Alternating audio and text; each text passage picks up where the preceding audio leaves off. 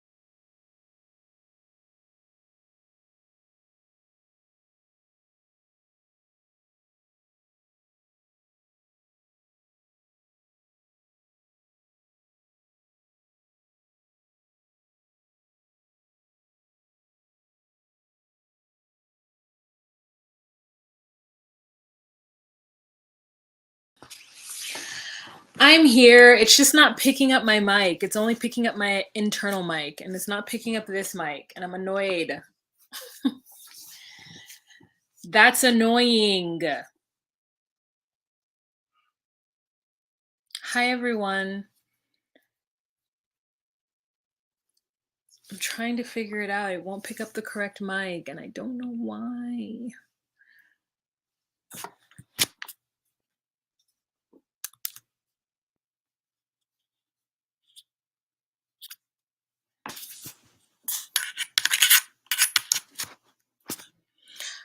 Hi, Dedria.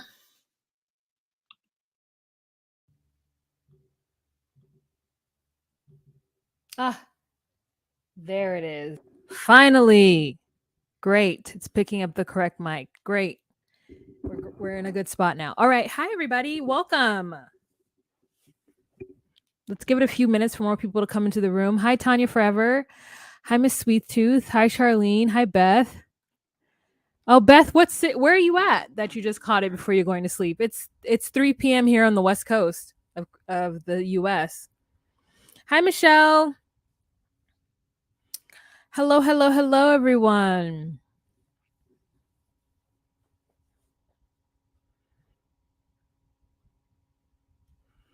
I think we're going to get started when I get 40 people in the room. Right now we're at 26. Oh, Beth, it's England. Oh, man. I want you to hear this because you're in England. Sabine, Melody, hello. Midwife Crystal, hi. I don't want you to go to sleep. I know it's Sunday, so you have to go to sleep because you had to be at work in the morning. I keep forgetting. I need to go earlier on Sundays so the UK baddies, the UK girlies can hear it.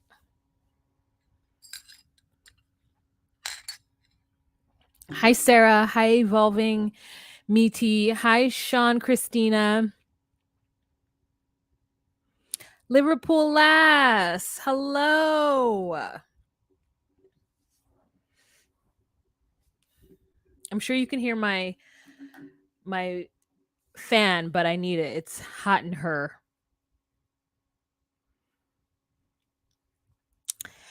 Hey, Sweet Tooth. Beth wants to know whereabouts are you? Talks amongst yourself. We'll get started soon. We'll get started in 6 minutes. No, sorry, we'll get started at 6 minutes, which is in 45 seconds. So let me gear up everything.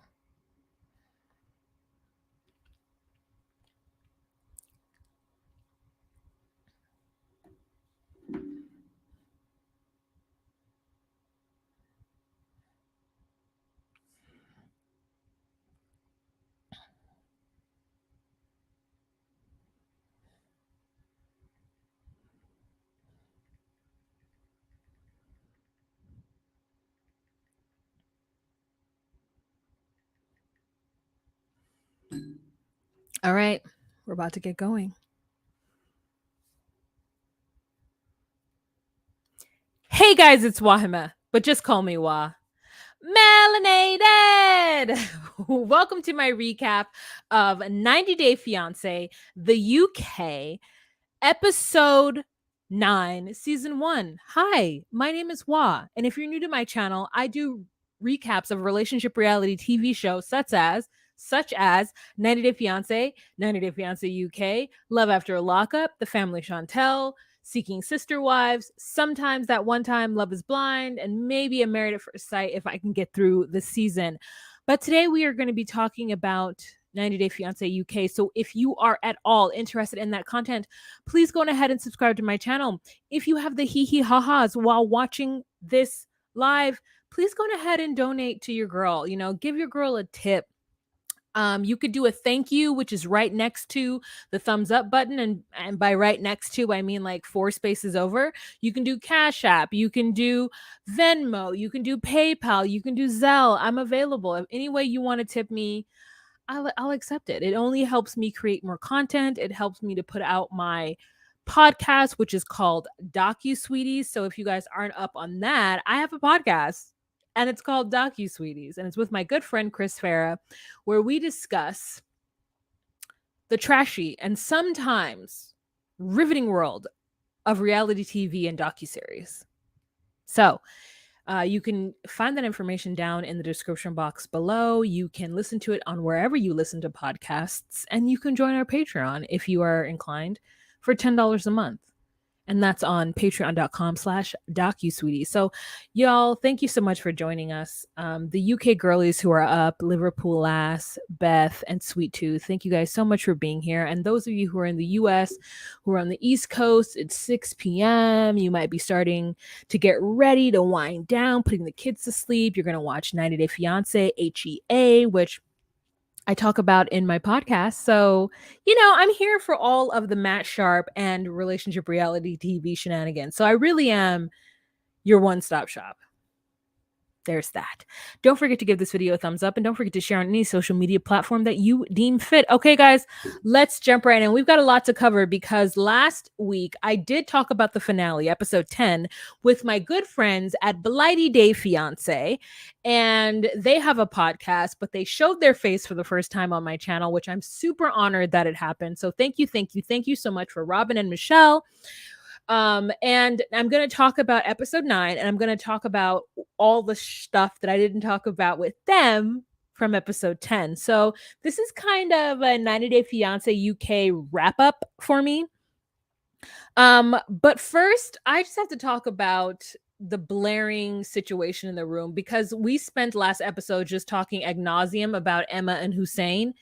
Y'all, this gay man has married this woman and she has allowed it to happen. I hate to do stuff like that. Like, and I say I hate to do it and then I still did it. So like, I know you guys might be like questioning, you know, how I truly feel, but I think that, and Robin said this really great on our live or on our recording, is that I just think that from a Western perspective, we think of Hussein as kind of being this nefarious character who has trapped this woman into a relationship, knowing full well that he's not truly interested in women.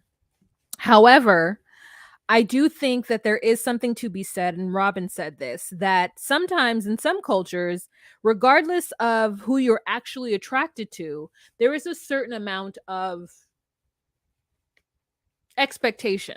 The expectation is no matter who you're sexually attracted to, is that you'll marry somebody of the opposite sex. You'll marry somebody of the opposite gender. And so for perhaps Hussein isn't being as nefarious.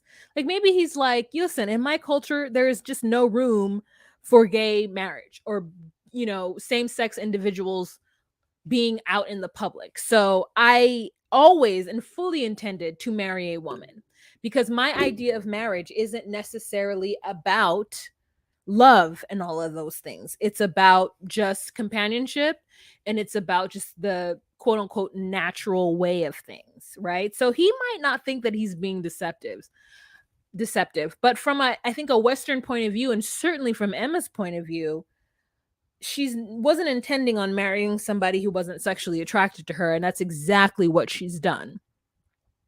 Is marrying somebody who will never be sexually attracted to her, is marrying somebody who can very much call her ugly and fat to her face and old.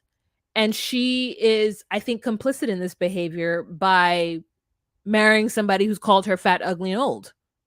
So even when she goes to Turkey, because he's flying in from Iran, she doesn't quite know what he's going to look like and is very nervous if he's going to feel the same way about her. They get there for the first day and they don't have sex. And, she's trying to respect his religion, which I do see from a certain extent. But I also feel like if you're sexually attracted to somebody you're going to get married to in a week, might you not have a taste test? And they did not. So their wedding day was just wroth with disaster and calamity. The day before their wedding was filled with calamity and him looking at himself in a mirror. And then we get to the after the wedding where they're both wearing white on a boat. And she says that they had sex and it was good. And I wonder, was it good because it's been a long time since you've had sex, or it's been a long time since you've been touched? Or was it actually good? And here's the truth.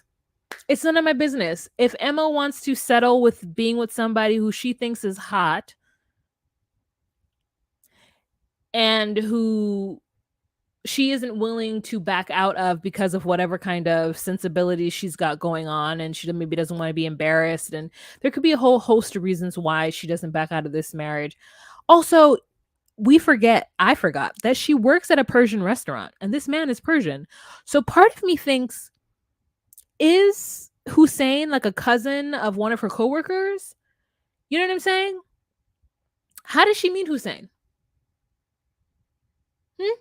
How'd they meet, you guys? How did they meet? How do they know each other? So there's a lot going on that we're not aware of. And I think with every single couple, they haven't really truly told us how each of the couples met each other. So we don't know how they've found each other and what the connection is. Besides, I mean, truly think about it. I'm trying to think, how do we know? How did Sean meet Christine? Did he just go on vacation in the Philippines and meet her? Did they meet on social media? I don't remember. I don't remember how any of them met each other. How did Pat meet Sam? How did Richard meet Kathleen? I'm assuming it's on social media some way, but it isn't as flushed out as hasn't been in other, iterations of the 90 Day Fiancé world. So, I mean, besides all of that happened with Hussein and Emma, I just really feel bad for her. And I'm sad that she had to walk down this road with somebody who is so quick to holler at her. I mean, I know they've known each other for 6 years, but I just don't want anybody calling me fat and ugly and old. I don't think I could marry somebody who would readily say awful, mean things to me. It's just me. What are y'all saying about it? Sweet True said, I think TLC let us down with the background of these couples. They failed to develop the character during these seasons. Here's the truth, though, you guys. Here's what we're missing, is that this isn't TLC, right? TLC is just the distributor of the content. The same thing with Discovery Plus, right? So what happens is that these production companies, which this is not a Matt Sharp production, whoever developed 90 Day Fiancé, they find a production crew. It could be the production crew, right? The head of production who develops the idea behind the reality show. I don't know. I'm not sure. But in not every instance does the production crew and the editors or the production crew, yeah, I did say production crew. Not all the time are they the developers of the idea. Most of the time, they're just the people who shoot and wrangle the cast, right? So TLC is only the distributor of the madness. Matt Sharp is the production crew who developed the idea of the show. It could be Matt Sharp, it could be somebody else. It could be somebody else who completely thought of it. And let's say I have an idea for a reality show, but I don't have a camera crew. So I merely just go to a production crew and I'm like, hey, this is what I'm thinking. What do you think? And they're like, sure, we'll produce your show. And then they produce it. And then we find a distributor. And a distributor is usually some kind of network or another production crew or another production company that has a connection with the distributor. So let's not blame TLC for this. Because as you notice, this show is not on TLC yet. It's on Discovery Plus. Discovery Plus owns TLC. It's a tangled web, y'all. So the crew that is producing this show is not Matt Sharp. It is whatever production crew is in the UK. And there's several, just like there's several here in the US. So it's a lot going on. But it's different than what it would be in the US in some ways, and in some good ways and some bad ways. Someone met through gaming. I think it was Bridie and Host. Yes, you're correct. It was Bridie and Host. Mm-hmm. So, what's crazy is she knew she shouldn't marry him. This marriage will be very short-lived if she's brave enough to admit that she was bamboozled for 6 years by a man who would never be sexually attracted to her. And that's a hard pill to swallow because I can only imagine if I were a woman. I am. What am I talking about? I can only imagine. I'm only 4 years younger than Emma, shockingly. 4 years younger than her. And in desperation, yeah. No, it couldn't be me. I'm just going to be honest. I'm going to say that I can empathize with it, but it literally couldn't be me.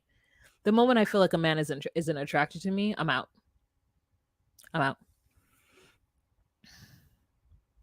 None of us ever made bad relationship choices. Right.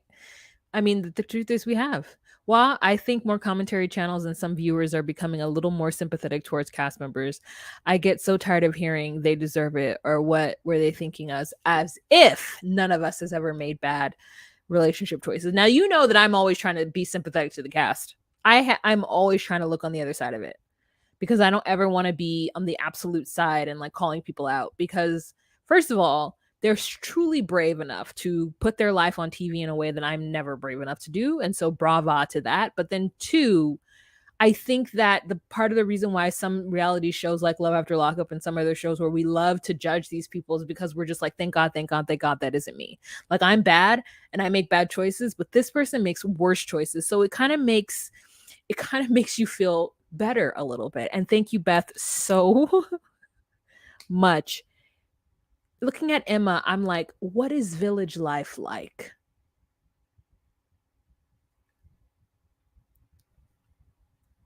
Who has been putting this person through the ringer?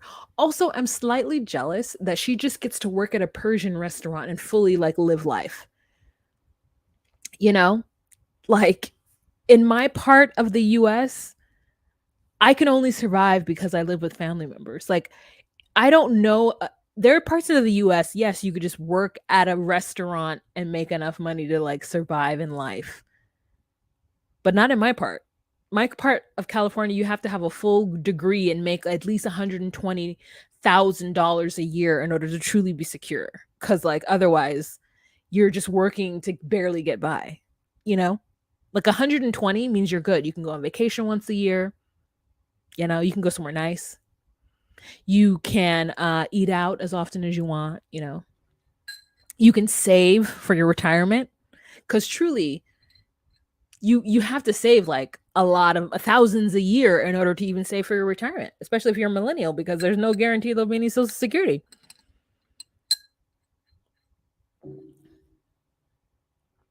Sabine says, at my big age, I literally would rather be alone than completely embarrassed on TV. She should have walked away. You know, culturally, I don't know what her culture is like. I don't know what it's like over there in the UK. Hey, Sweet Tooth, Liverpool ass, tell us, is there like a faction in the UK where you're just like, well, I made my bed, stiff upper lip, and let's just push through? Is that might be what's going on? Well, I agree with you. Oh, thank you. I try not to be. Sometimes I say mean things and people have called me out on it and I feel bad for like years, but I try not to be terrible. Anyways, there we go. Okay, that's all I'm going to say about Emma and Hussein, because I really just feel like I don't want to be too mean to her. All right, the next couple that we're going to talk about, and I feel like I'm a little mean to them because I don't get Victoria at all. Like, I don't understand Victoria and Sean. I don't understand Victoria at all. I think Victoria is a crazy person who wants us to be on her side, but I'm not, because I feel like she keeps making weird choices based on her fetishization of Japanese culture. Okay, so we're going to go back a little bit. I know in the last episode we had their tearful goodbye, but let's back up a little bit. In episode 9, she's upset that he lied to border control. But she wants him to stay. However, she realizes that his idea of being in the UK or in Europe is to kind of just be nomadic and like experience life. And she says that's literally her ideal of hell. And so when he tells her that he's got to go back to Japan to take care of some stuff, she's like really upset because while she feels like he wants her attention 24/7 and she's kind of annoyed with it and that she needs some time apart from him, she still really loves him. So all of the problems that she has with their relationship, which I'm going to be honest with you, I think that her problems that she have in this relationship are low-key trumped up by herself. Like, here's my thought is that you find it very important to know what a man does for work in order for you to feel comfortable with him. And I'm not saying you're wrong for thinking that. Then you need to make a decision sooner than later about how you are going to manage not actually knowing what their career is, because she just keeps nagging him about it. Girl, make a choice. He's not going to tell you. So then just make the choice to either not care or move on. So all we see is this like frantic inner monologue of this girl who like loves this person because it's her best friend, but also doesn't trust him, is angry at him because he lied to officials, as though like she's never known anyone to lie to officials. Like, first of all, you don't have to tell officials anything. They're not like, I mean, they're officials, but like they're not official officials. You know what I'm saying? There's just people at the airport. Like, you don't got to tell them your true business. Like, who are they? He's like, who are you? I have a Japanese passport. I do what I want. You don't need to know who I'm with or why I'm going there. I travel a lot, yes. And I honestly truly think, and I've been saying this for episodes, I think that Sean is a trust fund baby. I think that Sean's comes from a rich family. And so he also, like, there is something very not laissez-faire is the wrong word, la-di-da is what I'm going to say about him. You know, she's like, he's got credit card upon credit card, but I don't know what he does for work. Like, maybe culturally it's not appropriate for him to tell her that he's a 42-year-old man who like doesn't work and whose parents are taking care of him. Maybe he's embarrassed to say that he's a grown man who actually doesn't have a career, and that if she marries him, that, you know, his parents take care of him, because maybe his parents doesn't want her to marry. No, maybe his parents doesn't want him to marry her. Maybe his parents aren't aligned with his marriage choices, which is why he's so secretive with everything. I don't know. But I choose to believe that, as opposed to, I feel like I like the lighting when I'm closer. I choose to believe that as opposed to believing that he's some kind of poor scammer. So she meets with her friend and they discuss again where the money is coming from. And my thing is why doesn't she just say, Sean, I need you to tell me how you make your money. And if you're not honest with me and you don't tell me the truth and show me your records, then I can't be in a relationship with you. Why is that so hard to do? I don't think it's hard. It's like she doesn't want to lose him at the same time, and all she wants to do is complain. If you guys know me, you know I hate complaining. Don't complain, just fix the issue and move on. So, also in this episode, he asks her to make miso soup with him. And she doesn't understand the cultural reference. Apparently, making miso soup or having that statement being said out loud is is like an old-fashioned way of a Japanese traditional man asking a Japanese woman to be his wife. Because I believe miso soup is culturally very significant in his culture. And so he asks her, would you like to make miso soup with me forever? And she's like, what? I don't understand. And I'm like, somebody asks you to do something with you forever, you know what the F they're saying. And you're just being obtuse. She says no. And he's like, well, Victoria doesn't want to marry me, but there is next time. I'll ask Victoria in future for marriage when she comes to Japan. And I said, you know what? I like it for her. This woman said no to him on national television. It was the no heard around the world. And he's like, oh, no, I'll ask her again. I really love Victoria. What do they talk about when no cameras are around? What do they talk about? Oh, thank you, Joslo. I'm in a noisy restaurant with a live band. Stopped in to ring the bell and catch the replay. Thank you so much. Ramsterdam, hello. Sean's an actor. Let's put money convo aside. They're both weird. What do they even talk about? Exactly. What do they talk about? What do they talk about? You're cute. Oh, no, you're cute. Oh, no, you're so cute. No, you're cute. No, you're so the cutest. Like, what do they talk about? Who knows? Sweet Tooth, I was permanently confused by their dynamic. I don't get it either. Lindsay says, don't forget to thumbs up, like, and subscribe. Thank you guys so much.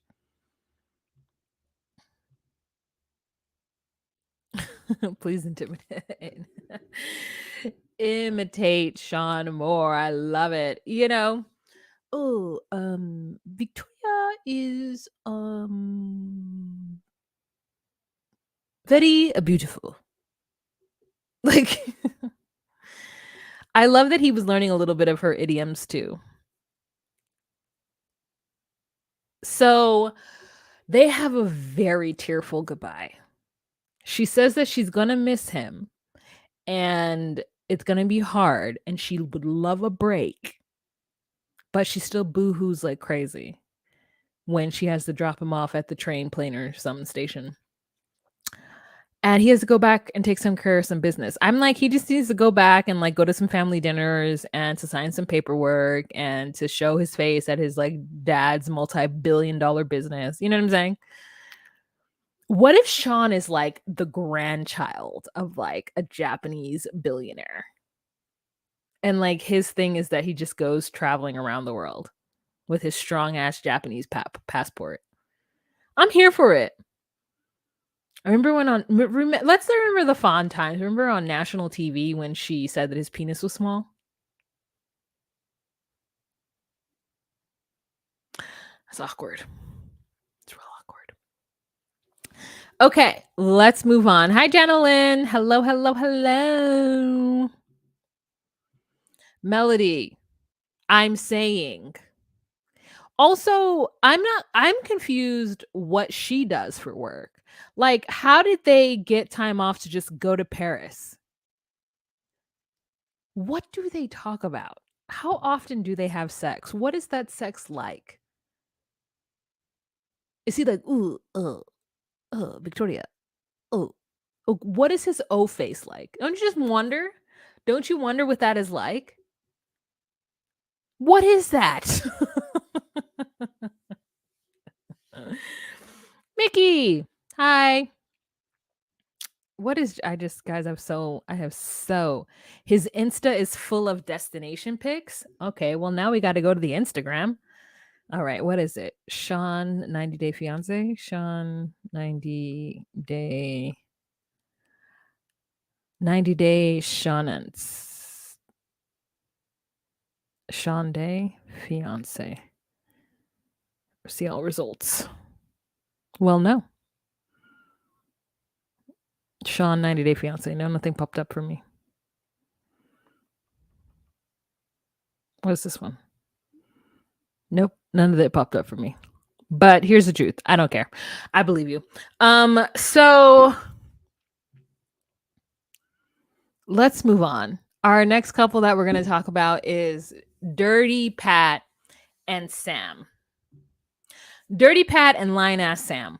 Okay, so I don't quite remember what happened in their last episode, like episode 9. I do just remember that she asked him to go to Greece. And he said he was coming and he was doing all these things and he was going to come. And then all of a sudden he couldn't come. Listen, if I ever date a foreigner and they continuously and keep telling me they're going to do something and then at the last minute, they don't, it's over. Do not lie to me. Tell me the truth immediately. Don't lie to me. Don't bait me. Don't have me out here looking stupid. I just put it on Instagram. Let me tell you what I put on Instagram. If you guys aren't following me on Instagram, you can follow me on Instagram at justcallmewah. I just put it in my stories. I'm gonna go back to it. All I ask is 3 things. Don't lie to me, don't waste my time, and don't have me looking stupid. Now, sometimes when a lot of these because this is like a Libra page, because I'm a Libra. I turned 40 on the 22nd of this month. When sometimes people say these generic things, you're like, oh, that's just generic. Nobody wants to be lied to. Nobody wants to be made look stupid. Nobody wants to have their time wasted. But I truly feel that other people, if they do get their time wasted, that they're able to be upset about it, but they'll bounce back. They'll give somebody a second chance. I will not. Also, don't have me looking stupid. Like Emma, I will not bounce back from that. If at any point you have me out here defending you or supporting you when you know that you've done wrong and you know that I'm defending you based on a lie or based on a half truth, the moment I find out, I am definitely done with you. I don't have that forgiveness bone in me when it comes to those 3 things. Lying is always and wholly unacceptable, because let me tell you why. If someone tells me the truth, I recognize the truth as a gift, because so many people are liars. So many people will tell you what you want to hear in order to sort of, cover up the situation, like Jorge, and of George and Afisa, right? That kind of person who just lies to you and tells you what you want to hear to avoid drama or to avoid anger, like Sean from Love After Lockup. When people are like, oh, I know why he lied. No. I know why you lied too. But that now means that you can't be trusted and get the fuck out of here. That's what that means. It just means that. I don't know what to say to you. I will appreciate the truth always. If you are truthful to me and you tell me something that I don't want to hear or that is inappropriate or unacceptable, then maybe publicly I won't be your friend, but on the side we can still chitty chat, right? Maybe on the surface we'll never be as close, but I won't hate you, because I will respect the fact that you stood in your truth and you didn't have me out here looking stupid on your behalf.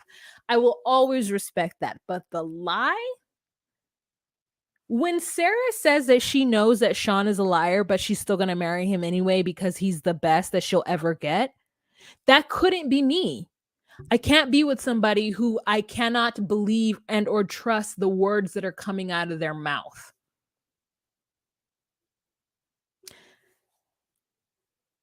So when I post that, I mean it 1000%. If you embarrass me or have me looking stupid out there, oh, I'm out. Because that means you don't care about me. You only care about yourself. And I would never do that to somebody because I don't just care about me. I care about you. So that's why that is true for me. But being from the 22nd, you have a bit of Scorpio too. No, I don't actually. I'm on the cusp. But girl, let me tell you. Oh, Allie Turner, thank you so much for the Cash App. I appreciate it. Thank you. So Lino, let me tell you. I am on the cusp, but I have a Sagittarius rising and I have a Libra sun, a Libra sun, I'm a Sagittarius moon, and I'm a Leo rising. So I think all of that kind of combats the Scorpio. You know what I'm saying? It combats it.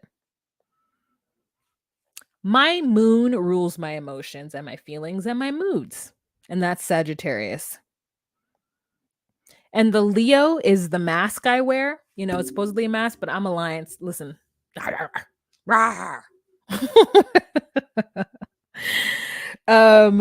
So anyways, that's all of that means. You may have been raised that way, Wah. I got in minimal trouble telling the truth. Yeah. I mean, that is truly how I was raised too. I think one of the earliest things I remember, like my parents telling me is like, don't lie to me. Don't lie.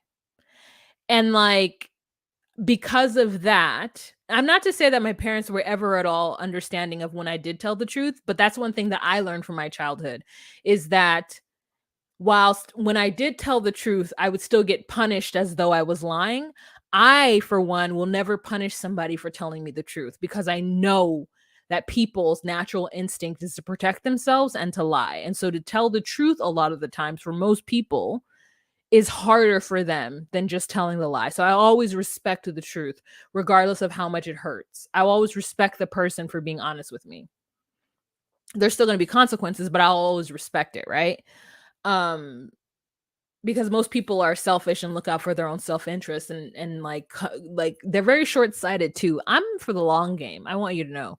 If you guys are at all watching or listening to my podcast DocuSweeties where we talk about the Teal Swan story, who is a YouTuber who is basically a cult leader, like I'm somebody who is here for the long game. Like I'm not short-sighted in almost any sense. I always think about the consequences. I don't play chess, but I think in chess moves. I don't think about like how moving the pawn here is going to do for right now. I always think about how moving it there is going to affect the other players on the board. That is just my modus operandi. Is the way I've had to manage myself as from a young child. So there's that. That's how you know me. So anyways, like, yeah, I'm very truthful when I say that. Like nobody wants to be lied to, but people will accept liars because I truly feel like because they're liars themselves. And because I'm not a liar, I don't accept liars. I don't get it. It's weird. Like if this is what you did and these are the mistakes you made, then just own up to it. Like lying isn't gonna make it any better. Yes. Yes, I do. I have my full chart. I have my full chart, which is why I know all of my ascensions and whatnots.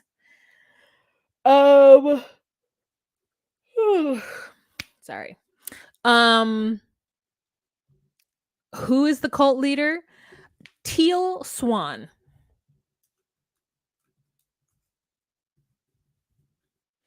Listen to my podcast. But she's here on YouTube. On YouTube, she's a spiritual guru. She's like Tony Robbins or, you know, the spiritual leader. Her whole thing is that she's basically a psychic and she like can travel to other dimensions or sees other dimensions or something like that. But yeah. Anywho, there's that. Let's move on. Excuse me. I'm drinking like sparkling water. So Pat and Sam. Let's go back to them. He's not coming to Greece with her. And he told her this entire time that he was, and all of a sudden he backs out of it. And so now she's on national TV looking stupid because she sent him a motorbike and she did all these things. And he's like, oh, I have school. I can't go. I'm like, you knew you had school 3 months ago when you were telling her you were going to go to Greece. Why all of a sudden is school a problem?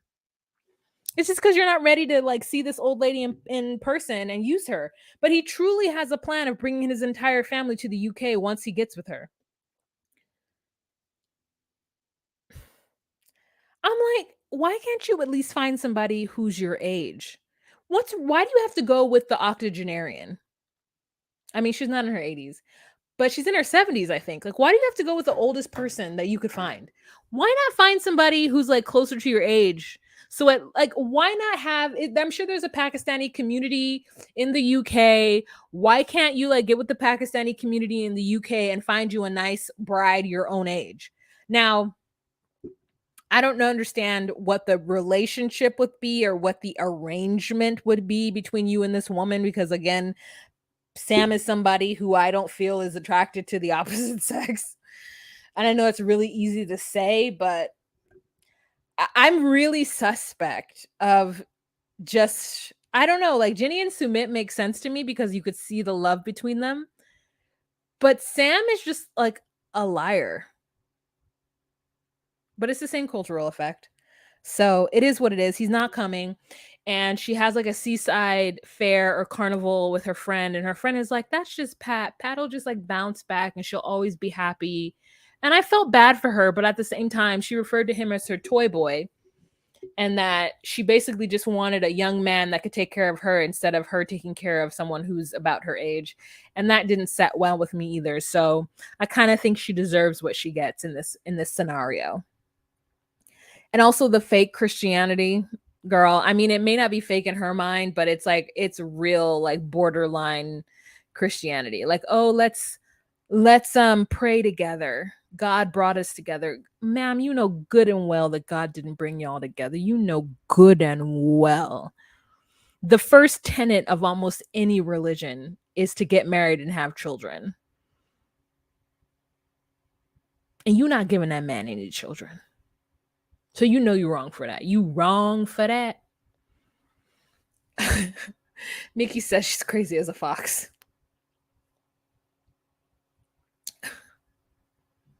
Oh, I don't know he would go to Greece without a visa. I think it's just a storyline. You might be right. You might be right. God has nothing to do with it. Exactly. Exactly.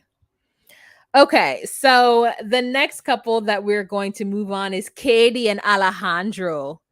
Katie. So in this episode, we've got Katie, who is just giving it up to Alejandro to going ahead and make all of the preparations for the wedding, because she says that if he's going to move into the UK, that the least she could do is allow his friends and family to celebrate their wedding. So her and her nan and a few family members are going to go over to Mexico to have the wedding. And I think it's going to be she's saying that she doesn't feel right to have a Catholic wedding because she's not Catholic, but she's definitely willing to allow her children to be Catholic. And so it's so interesting to me when people like who aren't religious, like just all of a sudden stand on like religious ceremony. Like does Katie go to church every Sunday in her Protestant church? To where like getting married Catholic, listen, I guess I was just a different type of Christian. If I had been somebody, when I was a Christian, if I had married somebody who was Catholic, I'm like, sure, let's have a boring ass Catholic wedding if it's important to you. Like, that's fine. Like, I don't care. Like, God is God, right? We all believe that Jesus Christ is the Son of God. So like, what does it matter? What does all the other little intricacies matter? Like, yeah, your religion feels like, you know, the saints are important, and your sect thinks that, you know, that I think the major difference that I learned when I was a Christian was that Catholics ultimately believe that the Father and the Son and the Holy Spirit are three different entities. and you guys can correct me if I'm wrong. But in other sects of Christianity, they believe that they are just one part of a whole. But because of the Catholics separating them as three different entities, that's what like makes the difference. Also, Catholicism believes that the person can pray to God, but doesn't directly have a relationship with God. You have a relationship with God through your preacher or your priest, which is why you confess yourself to them. But in other sects of Christianity, like you're not obligated to confess your sins to a pastor or a priest or someone in the church because you have a personal relationship with God. And to me, that is such a stupid and small differential. Like, but I guess it makes a big difference when the church is trying to have control over your life, right? So ideally, if you have one priest in a parish or in a community, then that priest harbors all of the sins of his congregation and then therefore knows everybody's fucking business, which I find to be like weird, right? But if you know everybody's business, then you can control them. So that's why it's important. But they're the oldest or one of the oldest versions of Christianity in the Western. So like the Catholics will think like, well, our way is right. Like everybody else is just a weird offshoot trying to get it right. But we're the closest to, I guess, whatever the original version of the church was. Maybe one separation from Orthodox, which is another version of it. It's all about pomp and ceremony, though, to a certain extent, every version of it, right? The Black church is all about the theatrics. I mean, the call to worship and the back and forth of religion, like, is just an art form, truthfully, in the Black community. Like, it's real, it's very, very structured in Catholicism, but in the Black community, it's a whole way of life. Not to say it's not a way of life in other sects and Catholicism as well. But my question is why can't Katie just get married in a St. Paul or a St. Michael or whatever Catholic church, religion, whatever? Like, what does it matter? Y'all believe that Jesus is the Son of God. You're both Christian. Go ahead and get married at our church. But anyways, that's what I think. Not to mince it. Beth says, I don't know about the US, but I feel like a lot of people in the UK call themselves Christian because they were Christianed as a baby. But she's like, I don't think I should be forced to get married Catholic because I'm not. I'm like, but do you truly understand? What's the difference? What's the difference? I was baptized Catholic. I don't think my mom was Catholic. I think people just like people who are of the Christian faith just find a place to baptize their kid because they truly believe if their kid isn't baptized, or maybe they don't truly believe it, but just in case they might be wrong, they feel like they have to get their child baptized so that the child doesn't get stuck in purgatory if they were to die before they can have their first if they can first they can have their first like catechism or communion or whatever it is that they have. I don't know. But anyways, there's that. So Alejandro's planning the wedding all by herself, and she's sitting in her room with like beautiful, I just love lighting.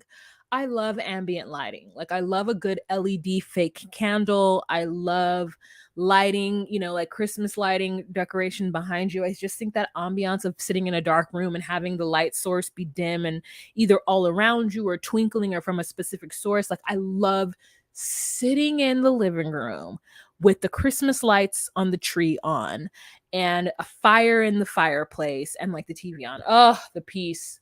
The peace. Even if the TV isn't on. Oh, the peace. I love it.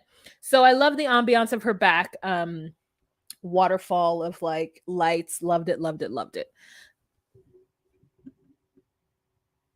So Katie and her nan learn Spanish. And I am taketh aback with how terrible they are at learning this language. But I'm from Southern California, so hearing Spanish and seeing it around me, hearing and seeing Spanish around me makes me so much more apt to be able to understand what I'm saying. This woman is like, como te llamas? It's almost like, you know how sometimes when you hear like words in other languages, like you don't identify the actual word, you only can just hear the sounds. Like when someone told me how to say like hello in like Korean, it's like something similar to like kamsamidam. I'm going to tell you right now, if I were to see it written out, I would be shocked because I don't actually know what the like I just know the sounds of what I'm saying. Like the syllables kam samidam. Kam sa mi dam. I don't know what is kam sami one word, is dam one word, is kam is sami one word. Like I don't know, right? Because I'm just hearing sounds and repeating the sounds that I hear. Or like arigato gozaimasu. Like arigato, I know is one word, I believe. Like it's ARRIGATO.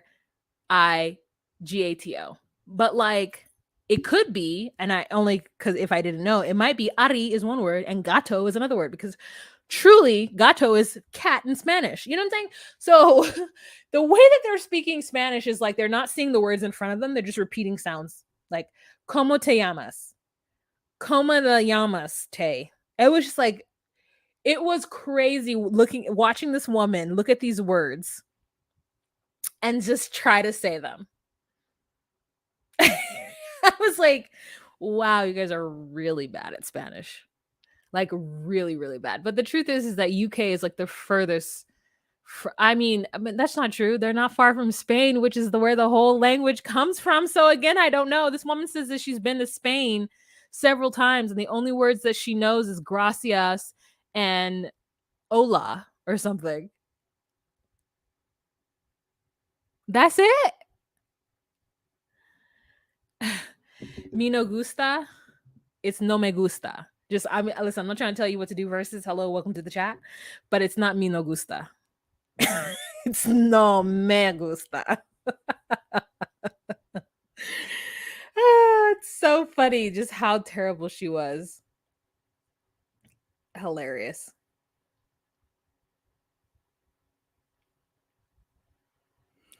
Kimo Sabe. I don't know. Is that friend? I don't know. I heard that Birdie and host were pulled from the show for breaking the NDA. I feel like if anybody were to, I heard a little bit about the NDA, and I'm not going to tell you where I got my information from, but like, I feel like if anybody were to break it, it would be them too. Okay, so let's move on. So the next couple that we're going to talk about is Callum and Marvin. I don't know if I have a picture with them, but you guys know that I don't like Callum. Like I just think he's truly a very annoying individual. But Callum, he finally gets his proposal, okay? Because Marvin, first of all, psychs him out by being a little like aloof about the whole marriage thing. So we have a scene where Callum is cooking like this feast for the family. And he says that he wanted to be a chef, but truthfully, the kitchen was too hot for all of that. And I said, the kitchen is too hot. It's too hot. Too hot, lady. Gotta run for shelter. Gotta run for shade. It's too hot. Too hot, baby. Yeah, it is too hot. And he's wearing this white sweater, God bless, and then he's got like a little stain on it. And the only thing I kept watching was that stain. I said, "Oh, go ahead and get you an apron." And so Callum is trying to ask him, like, what is he, what are you cooking? How did you cook? And he's like, actually, I don't want to talk to you right now. I just want to cook. And here's the truth. Whenever I am in the kitchen, I require an audiobook. I require it. And I don't know. The truth is I've never been in the kitchen cooking and someone is like sitting next to me. Because if they are sitting next to me, then they should be helping me. Because I don't want to be there. So if you're going to sit next to me or sit by me in the kitchen, you need to be helping me or you need to be out of the kitchen. I am somebody who truly feels like at my parents' house, like we all get so upset when anyone enters the kitchen when we're cooking. My dad will get upset. He's like, get out of the kitchen. Just get out of here. And I'm like, well, what if I just like, we have an island in the center of the kitchen and sometimes like it can be moved. It's heavy. I wanted the people who did our kitchen to put it on wheels, but they were like, oh, if it's on wheels, it's going to be higher. And they convinced me not to do it. They were just lazy. Or maybe not lazy. Maybe they just were like, "Ugh, you guys are asking us to do too much." If I ever get my own kitchen in my own home that I purchase and there's an island, I'm going to have that island be on wheels so it could just be moved out of the way so there could just be space in the kitchen. You feel me? Unless it's like hooked up to like water, then it's like, no. But anyways, as I was saying, like I move it out of the way so that everybody can have more space in the kitchen, but we all hate it. It's like someone's in the kitchen cooking and we're like, hey, can I just get a paper towel? And can I get this bowl? Can I get this spoon? I'm just gonna make me some cereal. Can I just get this? I'm gonna get out of your way. And they're like, okay. But they're watching you. They're watching you with a spoon in their hand, like, you better get out of this kitchen. And I understand it. So when what's his face is trying to talk to him, he's like, listen, you're not in here cooking. Get out of this kitchen. Don't be asking me no questions. JW says, I'm in the kitchen cooking, listening to you right now. Why? Isn't it so relaxing? Mock Review says, Callum and Marvin still need to get to know each other because Marvin didn't mean to be rude. He just is focused on someone's cooking, but Callum seemed to didn't like that. Oh, I definitely do think they need to get to know each other. However, you guys know how I feel. I'm at a point in my life where after this whole fertility journey and it not ending in the way that I thought it was going to end, and, you know, I'm just going to say it here because, like, truthfully, I don't know that I'm ever going to film a follow-up video on it because I thought I was and I just haven't. So that means I don't want to until I'm, like, at a place of, like, less stress. But my fibroids are back. And it's been 2 years since my my surgery, and the fibroids are back. And it's not as bad as it was when I got the surgery, but it's getting bad. And I know that because of my flow. So when I had IVF in February, the doctor told me that I needed to get another surgery to have fibroids removed before he'll implant. And that was in February. So I know they've grown bigger because the flow has gotten worse since February. So that means that they want me to have another traumatizing surgery on my uterus. And then I'll have to wait a full other year before implanting again. I just don't have the patience for it. I don't have the support for it. I just don't have any of that thing. So it's not gonna happen for me, guys. It's not gonna happen for me. And I've spent the better part of this year coming to terms with that. And so for me right now, when everyone's like, oh, wait till you know each other, if you're not in your 20s, do whatever you want to do. Like, truthfully, in your 20s, I would keep it sacred because you truly haven't lived a life. If I give advice to anybody in their youth is to spend a year or two saving as much money as you can, maybe 3 years if you need that time, and then go on like a long ass month-long trip. Anywhere you want to go. Go to 3 different places in that month. Do what you got to do. Live a life. And then when you hit 29, start getting pregnant, like start trying to get pregnant or find your partner or do whatever you make certain decisions. Because I really do feel like don't waste your time waiting if you don't have to. Do what you got to do. As long as you have some kind of support and you're not going to put yourself in the poorhouse or make like a bad decision for yourself. Like, I don't know everybody's situation, but like, I really do think that your early 20s should be spent getting to know who you are as a person. I don't even think at 25 you're going to know who you are as a person. I mean, I think of like celebrities, and I really think of like someone like Rihanna who like spent her entire 20s getting to know each other, like to herself or whatever, and then had her kid at 30. Like, you know what I'm saying? Like, that is the advice I would give, is to just do it at 30 because you never know what the latter part of your 30s will entail. You'll never know what you'll be. You'll never know especially if you're like me and you choose in your early 30s to just make a pivot in your career choice, right? You never know. You never know. So just live your life. So I feel like, I mean, I know Callum is a little young. He's in his 20s. Marvin, I think, is a little earlier, but I think also Callum doesn't have the stress of like possibly having a baby. Like, it's different for women. I'm always going to think it's different for women because there is a timeline for us. There is a TikTok for us, regardless of TikTok. Hello. Regardless of if we are able to do it. Like, some women are lucky and they're just fertile all the way up until, but like some of us are not lucky. And you don't know who you're going to be. You don't know where you're going to be. You don't know. It's your environment. It's like the little bits of plastic and poison you ingest in yourself on a daily basis. It's a lot of things, right? So if you're in your early 30s and you want stuff, make choices. I just saw El Boogie. Hi, El Boogie. I haven't seen you in a long time.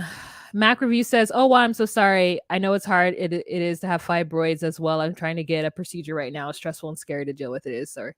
Thank you guys. No, thank you guys so much for that. I've spent the better part of this year kind of getting over it. But it is what it is. El Boogie says, "Why I had fibroid surgery about 3 years ago, and I can tell that they're back." Yeah. It is a thing. It's a thing. Rachel says, "What was the fibroid remover surgery did you have? I'm trying medicine now, but it's not working for my fibroids." I had a myomectomy, which is where they just go in and remove the fibroids. Yeah, there are so many herbal treatments. There's a woman on Instagram and Facebook called the Alkaline Goddess. She's like this. I find her. I don't know her name. I think it's the Alkaline Goddess. And she's like, I think she's like Dr. Sebi, like esque, where she's like, you can heal your body with, the alkaline water and the fruits and vegetables and letting go certain things. She has a line of, fibroid healing teas that she provides. And I guess it works for some women.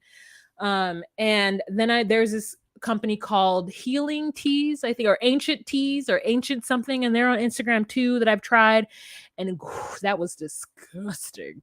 It was disgusting, those teas. And so like I don't know if I'm completely over the herbal remedy, but in order for me to do the herbal remedy, I would need to be in a place where I'm comfortable. Like I would need to be in a place where I'm just like chill and like I could do whatever I want to do, and like right now I'm not there. So there are herbal remedies, there's surgical remedies. I'm just not going to go the surgical route anymore. Surgery is not for me, guys. I'm gonna tell you right now. The idea of not be able to do things for yourself, or having somebody to have to help you go to the bathroom that isn't your significant other, like it's not me. It's not me. I did it and I don't want to do it.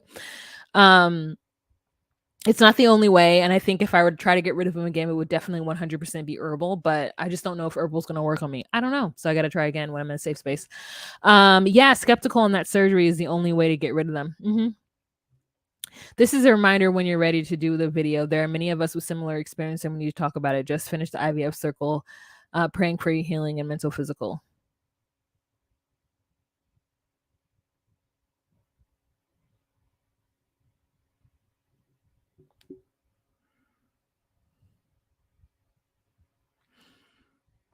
Cool.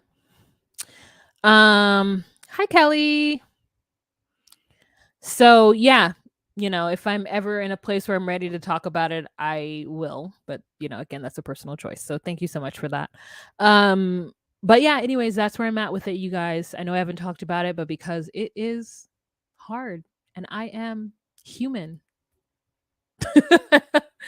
But thank you so much for your outpour of support and love with that. And it is a lot that a lot of women don't talk about. And I kind of wanted to be that voice, but not all the time am I able to do that. Oh, Selena called me. I hope she's okay.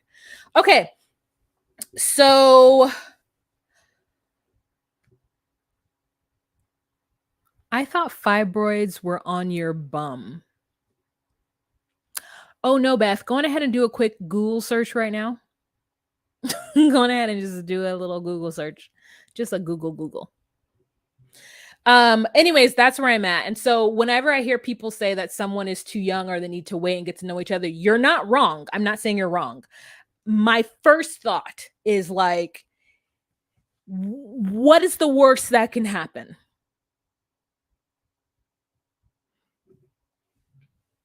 If Marvin truly feels like this is the way that he's going to be happy and he's going to finally have the future of his dreams, who are we to say that it's not going to do that for him? And sometimes people just need to go through the process and live their life in order to make those choices. And I think you learn just as much from making good, sound decisions and paying attention to the world around you and making decisions based on that, as well as just going through something yourself and being able to back out of it. Unless they choose to have kids, like there is no long lasting thing where they just can't like back out of it and heal themselves.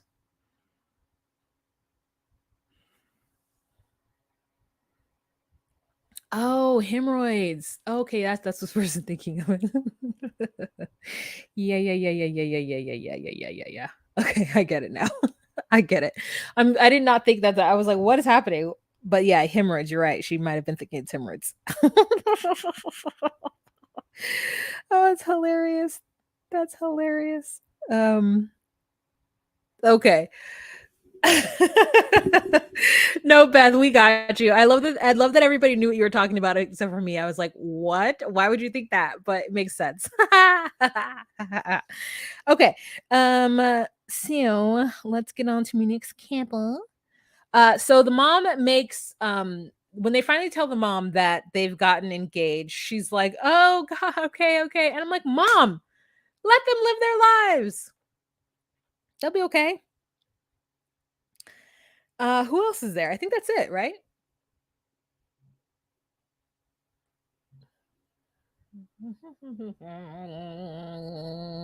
Yeah, that's it. That's it.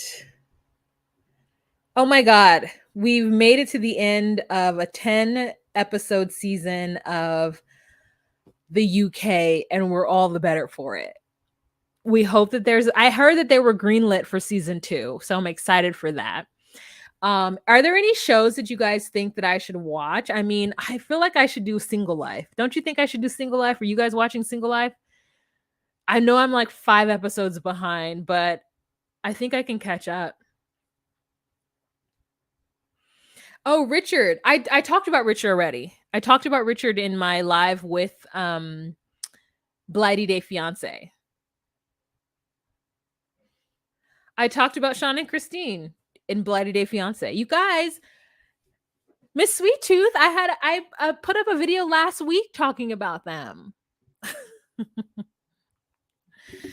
Just Call Me Wah. Did Richard come back here? No. So the cast has a really, really tight NDA, as well as they can only talk to us recappers if we go through the production company or we go through Discovery Plus. And I truthfully don't want to do that. Now, I know that you guys want me to do those things. I know that you guys do. And I'm going to do my best to get the gumption to do it further on. And I need to start reaching out to the cast more and being more interactive with the cast. But part of my whole shtick is that I don't know the cast and I just get to like talk about them without feeling any stress or pressure. But I feel like you guys would benefit from that and you would love it. I've never seen a single episode of Single Life either, but 90 Day Gaze says that it's great and that if you're not watching it, you're missing out on a lot. And I think that Natalie is really bringing the heat this season. I think that she's true. I'm seeing a bunch of just like snippets of her crazy antics. And so I think I have to watch it and catch up.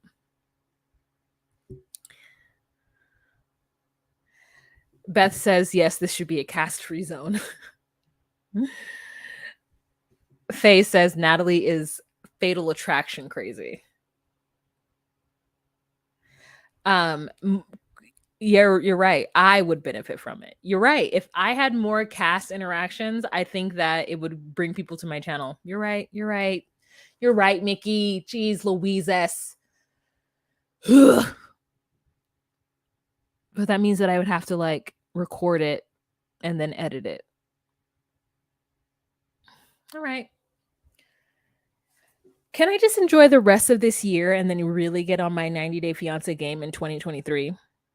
Can we just like experience the rest of this year without like cast stuff and then like the beginning of next year, like I just jump in and I take Just Call Me Wah to the next level? Debbie is snogging her way through the Single Life. Woo! I heard it too.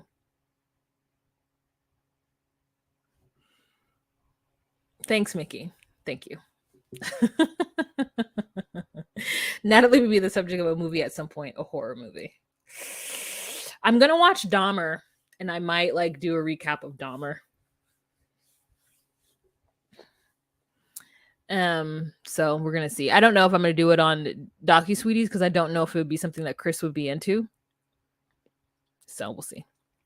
Okay, you guys. Oh my god, it's been an hour. What time flies when you're having fun? All right, you guys. So I'm gonna let y'all go, and I'm gonna I have to go watch HEA. So I'm assuming those of you are gonna watch it at some point too. So going ahead and watch it.